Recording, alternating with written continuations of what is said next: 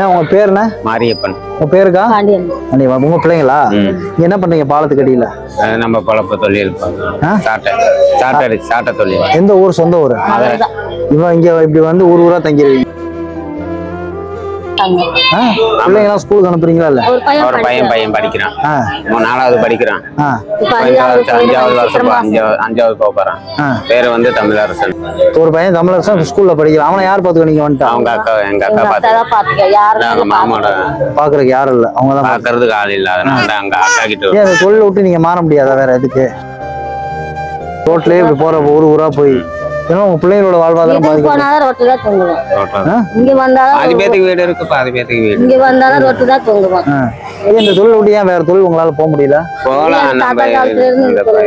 அந்த காலத்துல பழங்குடி மக்கள் அதே பழப்பாயிருச்சு. நாளைக்கு உங்க பிள்ளை இதுலயே வருவானா? இல்ல வரமாட்டாங்க. அந்த வார்த்தை தான் முக்கியம். ஏன்னா என்ன ரத்த வேசத்தினால என்ன கண்டிப்பா. ஏன்னா அதை நீங்க அந்த எண்ணத்தை முதல்ல நல்ல வேலைக்கு அதான் அந்த எண்ணமா இருக்கே உங்கள்கிட்ட. அது மாதிரி நான் கஷ்டம் என்னோட போட்டு நினைக்கிறீங்க. பையனை பாக்குறதுக்கு இது பண்றதுக்கு படிக்க வைக்கிறதுக்கெல்லாம் வீடு இல்லாதனால இப்படியே இருக்கீங்க. பார்த்த பாலத்துக்கள்ல நீங்க உட்காந்து எனக்கு மனசு கேட்கல. அதனால வந்து உங்களுக்கு முதல்ல என்ன வேணும், ஏன் இப்படி இருக்கீங்க, உங்களோட கஷ்டம் உங்களோட போனோம். ஒரு நான் தப்பா சொல்ல நினைச்சுக்காதீங்க. ஏன்னா இப்படி சொல்றாருன்னு நினைச்சுக்க கூடாது. உங்க மனசு கஷ்டப்படுற மாதிரி நான் பேசக்கூடாது. இல்ல, ஏன்னா உங்களோட நீங்க படுற கஷ்டங்கள் வேதனைகள் உடம்புல ரத்தம் சிந்தி இவ்வளவு இது பண்ணி அது கஷ்டம் உங்களோட போகணும். அடுத்த சந்ததி இந்த குழந்தைங்களுக்கு வரக்கூடாதுங்கிறதுக்காக தான் நான் இதை சொல்றேன்.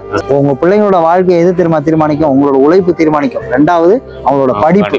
உங்களோட உழைப்பு இருந்து அவனுக்கு படிப்பை கொடுத்துட்டீங்கன்னா நீங்க ஜெயிச்சிடலாம். அதனால பிள்ளைங்களை படிக்க வைங்க, அதை மட்டும் விட்டுறாதீங்க. சரியா? இப்ப இங்க இருக்க வரைக்கும் நானும் 6வது படிச்சுட்டு இருந்தேன்.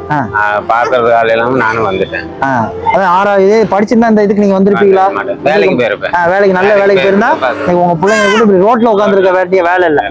பாரம்பரியமே நீங்க பண்றது இன்னும் உங்களை மாற்றவும் முடியாது. இவங்க மாறிக்கணும். அது வந்து உங்க கையில தான். ஆமா. சோ உங்க மல்லிகை ஜாமான் வாங்கி கொடுத்தா யூஸ் ஆகும் உங்களுக்கு. மல்லிகை ஜாமான் வாங்கி தரவா? உன் பேர் என்ன? தமிழா உன் பேரா? நல்லா படிப்பியா? படிச்சு என்ன போற? போலீஸா, டாக்டரா, வக்கீலா, டீச்சரா? என்ன போற? போலீஸ் ஆவியா? போலீஸ் ஆயிரேன். இந்த நீ சமைச்சு சாப்பிடறதுக்கு மல்லிகை ஜாமான் இருக்கு. சரியா, நான் வாங்கிட்டு வந்திருக்கேன். கவலைப்படாதீங்க. கஷ்டங்கள்ங்கிறது நிரந்தரம் கிடையாது, எல்லாமே மாறும். அது மாற்ற வேண்டியது உங்க கையில தான் இருக்கு. சரி, கூடவே வரப்போறது உங்க பிள்ளைங்க தான். அவங்க வாழ்க்கை உங்களால தான் மாற்ற முடியும். அக்கா, இதுல பணம் இருக்கு. சரியா? இங்க இருக்கிற வரைக்கும் செலவுக்கு உங்களுக்கு என்ன வேணுமோ, என்ன தேவைகள் இருக்கோ, பிள்ளைங்களை என்ன கேட்கறாங்களோ வாங்கி கொடுங்க. படிக்க மட்டும் வச்சிருங்க. சரியா? இது வந்து நான் ரெக்வஸ்டா உங்கள்ட்ட கேட்டுக்கிறேன். சரியா? சந்தோஷமா உங்களுக்கு?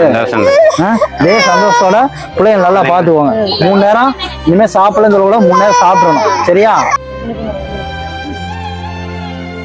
நல்லா படிச்சு போலீஸா வந்துடும். சரியா? போயிட்டு வரட்டுமா?